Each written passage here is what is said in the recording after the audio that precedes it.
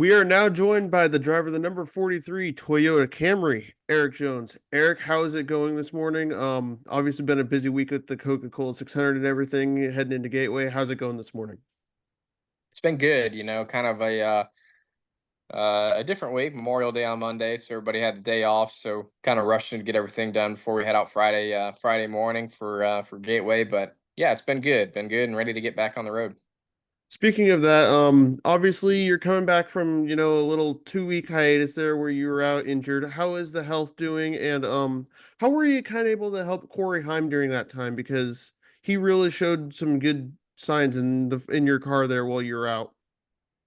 Yeah, it was good. Well, I feel good. I don't have any lingering effects, I would say, from the wreck, but yeah, I did as much as I could with Corey. I mean, simulation work pre-event and going over notes with him, and you know, you can you can only do so much, right? You can talk about it and give advice and information, but at the end of the day, it's on the driver to go out and make it work. And I thought Corey did a good job when he did get in. It's a big change, to try to get into a cup car and race, with guys you haven't really raced with, and obviously the cars are way different than what they've ever been compared to Xfinity or trucks. So it's just a huge switch and a huge learning experience. But I thought both races, he got better through the day, which is good. As long as you can go out and show improvement through the day and through the race, I think that's a positive thing.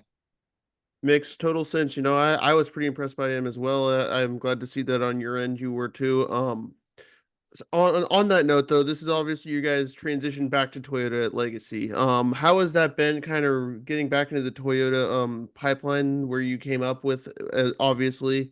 How's that been transitioning this year back to Toyota? It's been different, overall.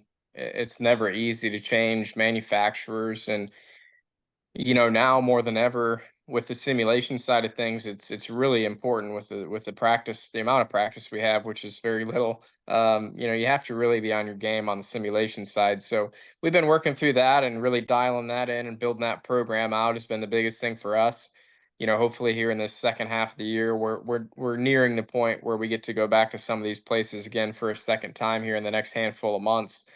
So we're hoping to see improvement through that, but it's been a big change. Everybody's been working hard to make it work and get to where we want to be. Our performance isn't where we want it to be currently. So there's some work to be done on that end. But, in the next half of the season, we hope we're coming back to these places for a second time. We can start to see what we want. Coming into this year is kind of like kind of a reset as you guys went to Toyota with John Hunter coming in. How's it been working with John Hunter specifically? Because obviously he's been done some really good things in the Xfinity series, but you had a Cup Series year there. What's it been like working with him up to this point? Because he's a talent and you guys seem to work well together. Yeah, he's done good. I think in general, you know, I know he ran a year in Cup, but really he's kind of a rookie just because the car is so different. He really only had one race, I think, in the next gen car before this season. So, he's learning a lot about the car and what it needs and what it wants and what he needs to be fast. But I think him and Ben have done a good job. The 42 team has, the last few years not been where we've wanted it to be, and we want two cars that are consistently competitive. So I would say this is the closest we've probably been between the two cars in recent years, and hopefully, we can just get these two cars running top tens and top fives and contending where we want them to be. But definitely the gap I think is probably the closest it's been in some time. Gotcha. And then, on top of that, Jimmy obviously came into Legacy last year. What does it mean to add another 7-time champion along with Richard with you guys? Because Jimmy, I mean, he has his own ideas, and then you have Matt Kenseth too, who I'm overlooking, another guy with Toyota. Like, how important is it to add these guys to Legacy as you guys continue to grow to be another Toyota superpower? That's good. I mean, obviously you always need people there and in charge and running the show. And so, I think it's just a part of the build out that we need to become the team we want to be, and that's definitely a lot of people that need to come in and be able to build out different departments here. So hopefully they can help kind of guide that transition and lead us to to where we want to be as a group and as a team to be running up front. But definitely two guys that have been around the sport a long time. and have competed and won, a lot of races and championships. So, hopefully we can just continue to lean on them and what they've experienced through their career and bring some things to us. Now pivoting to Sonoma, this will be your first time here with a repave. What's kind of the mindset? Do you throw everything you know out? Because during the tire test, speeds were a lot faster. I'm sure you heard from Martin on that. But what's the mindset as you head into Sonoma with the repave? Because it's a completely different track that honestly is faster.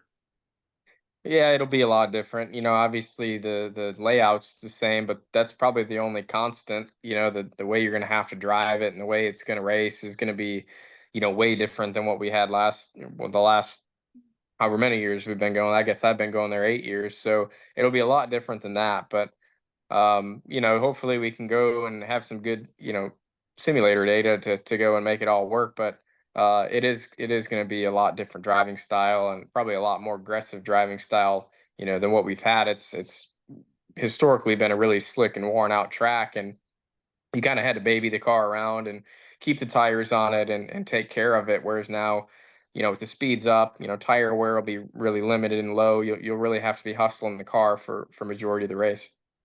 And Sonoma, I feel like kind of kicks off this interesting stretch where you guys go Iowa, New Hampshire, Nashville, and then Chicago street race. What is so challenging about this different part of the schedule here where, the summer stretch where there are no, say, same type of tracks? Sure, Chicago's a street race and a road course. But other than that, it's really just different type of tracks, where you only go to once. What's so hard about the summer stretch coming up? It's unique, for sure. I think it's good. I really like, kind of the way we're going with the sport and the schedule, not going to many places twice. There's only a handful of tracks and markets that, can really support two races a year, two cup races a year at them. So, I think that's a good direction. But yeah, it is unique. It's just a lot of work on the team, really preparing a handful of different cars and a lot of work on the engineers preparing a handful of different, setups and packages going forward.